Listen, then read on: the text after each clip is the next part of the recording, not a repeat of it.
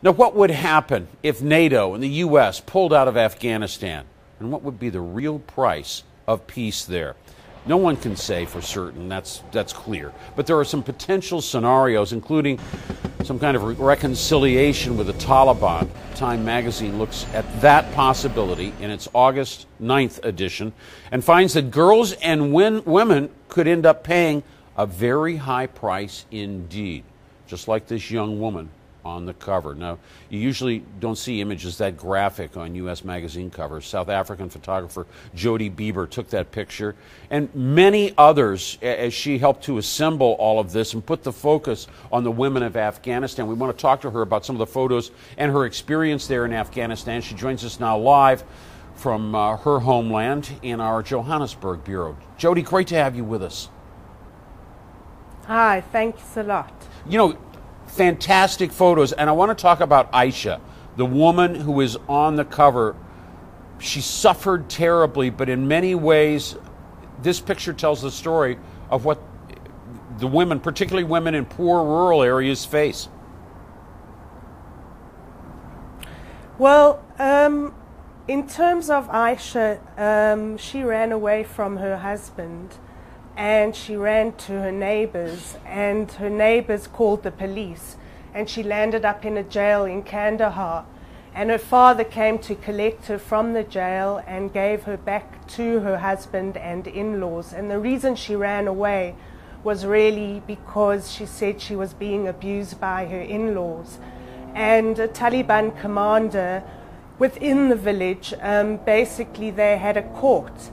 And he said as punishment, the husband would have to cut off her ears and her nose.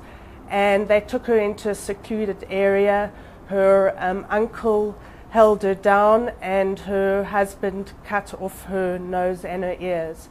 And I think photographically, I didn't want to show Aisha as a victim, because I think, you know, she really is beautiful. And so I spoke to her at length about her beauty and how amazing it was that she was going to go to America and have reconstruction. And I said I wanted to work with her to create a beautiful photograph of her. You know, as you met her, you met with all of the other women that were here, and we're going to talk about some of them. I think we have a picture of a woman who is a politician, who is she's seated in front of what appears to be a prized photograph of her own, a photograph alongside President Karzai. What would happen to women like this? I mean, she's in politics now, right? Yeah, she's in politics. She's fighting for women's rights. She's fighting for the rights of, well, people in general. And I have heard that water bottles have been thrown at her. As a photographer, I mean, for me, what was more interesting is she's a very powerful woman. She's single. Many people in Parliament are intimidated by her, and but she would have no place. I think that in a Taliban-ruled Afghanistan, would she? Like other women that you photographed. Yeah, no, I do believe that if the Taliban did come into power, yes, she would have no place within Afghanistan. At this present moment, well, that is in Kabul, she has a place. In the southern provinces, culture doesn't always allow for women to have a place. Well, and women want a place. Women are ascendant today in Afghanistan in terms of their aspirations. You photographed a woman at the racetrack, a woman who was one of the Olympians representing her country and who would like to be the sports minister, right? Yes, she is an athlete herself, and she would like to become the next sports minister and stand up for the rights of athletes, boxers, sports people within Afghanistan, including the cricket team. Well, you know, the last 9 years in Afghanistan that's seen such a Western presence has also seen so much change. You photographed a woman who was a presenter on television. There she is now. You know, this was a job you wouldn't normally see people in, certainly not women in Western dress.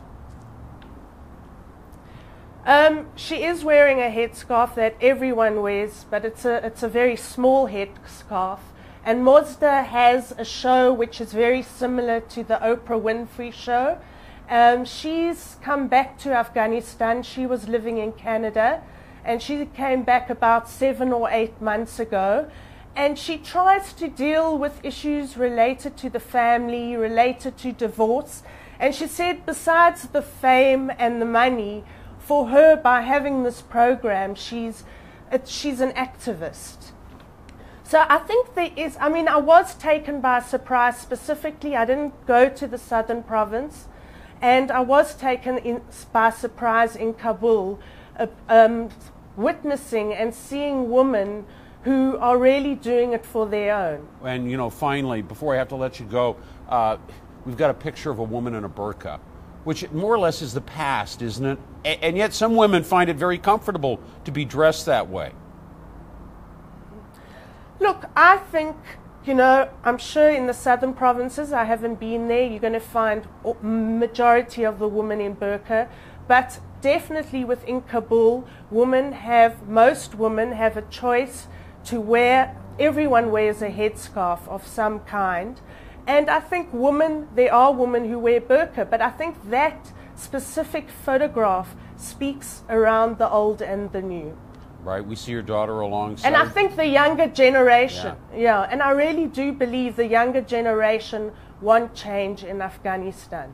All right. Jody Bieber, thank you so much for the photographs.